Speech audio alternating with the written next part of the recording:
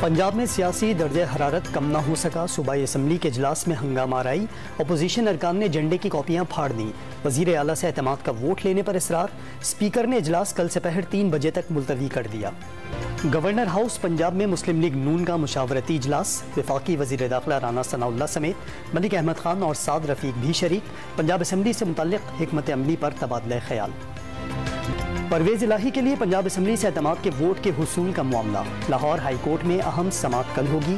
मुस्लिम league नून की अपने अरकान असम्बली को अदालत पहुँचने की हिदायत। मुत्तहदा अपोजिशन के तमाम अरकान लाहौर हाई कोर्ट में इकट्ठे होंगे। अफगान हुकूमत से ताल्लुकात ख़राब किए तो मुल्क एक मरतबा फिर दहशत गर्दी की लपेट में आ जाएगा। इमरान खान ने खबरदार कर दिया। सूबों की पुलिस तालिबान का मुकाबला नहीं कर सकती। PTI सरबराह का सेमिनार से वीडियो लिंक खिताब।